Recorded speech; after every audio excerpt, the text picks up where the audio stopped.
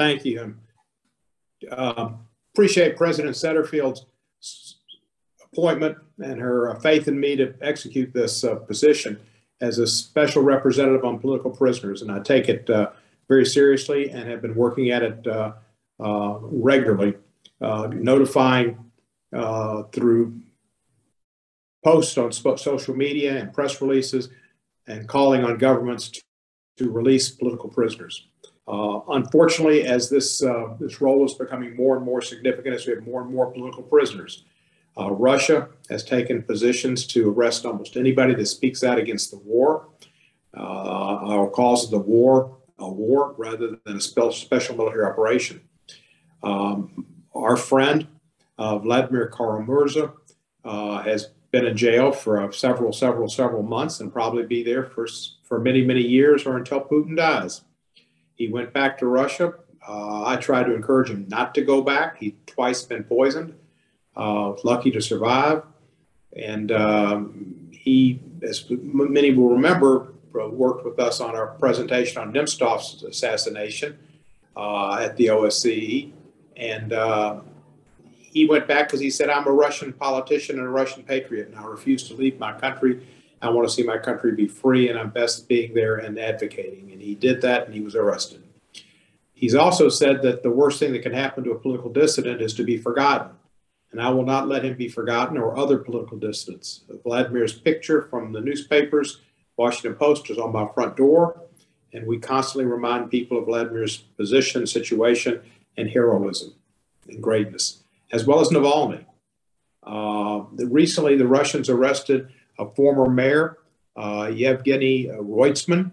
We brought this to the attention of people, and it was interesting. He was one of the last major critics of the war, and he's a former mayor of a town near the Ural Mountains, and I may have the pronunciation wrong, Yekaterinburg.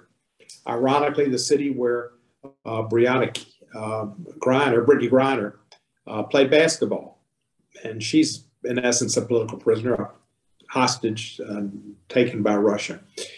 Belarus has been just as bad. Lukashenko has arrested all of his people that opposed his sham election, put them in jail, brought down airplanes to take people off of them, to put them in jail, and then had the gall, the chutzpah, to congratulate Ukraine on its celebration of its freedom and independence recently. I was proud to see Zelensky come at him and say, what the heck are you doing? With your support for Russia, but it's just unbelievable they would do such a thing. But I will work in this area. I've contacted Secretary Blinken to work with him in the State Department. We brought attention to political prisoners, not only in Russia and Belarus, but also in Myanmar and in Egypt. And unfortunately, in several of our OSCE countries, there are political prisoners as well. I just came back from a trip to Cambodia, where I understand they're two of the leading political opponents of the present prime minister, who I think is the longest serving prime minister on the globe. One took refuge in Paris and the other's 5 years in jail. So conditions all around the world are getting worse. Free speech is not being encouraged and political dissent not being encouraged. And Russia's the worst.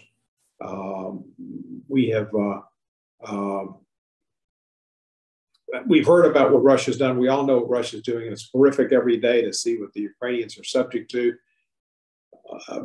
Uplifting to see their courage and their resoluteness, but discouraged to see the death, the physical disabilities, and the destruction of cities. And what Putin's trying to do is a genocide. It is a genocide attempt of the Ukrainian people. It is a taking Ukraine back, as Peter the Great did at some point in the past, and he thinks he's a connection there too.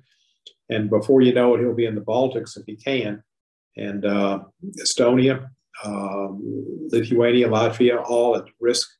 And Putin has no disregard, no regard for their territorial integrity or for the Helsinki Accords, of which he's violated each and every one of them.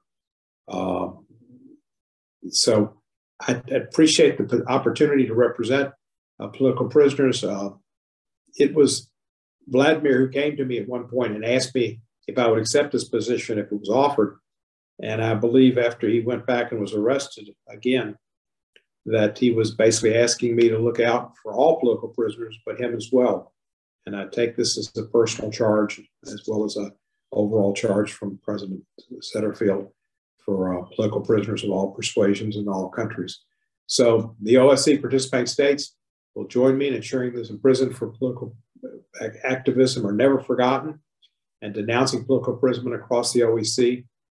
And I encourage everybody to raise the issues of these political prisoners in their media, their social commentary, and in parliamentary action so that maybe, as Robert Kennedy said in South Africa, tiny ripples of hope coming that you might think don't make a big difference, but tiny ripples can come down from the mightiest, smallest streams and come together and form a mighty stream that can wipe out the mightiest walls of oppression.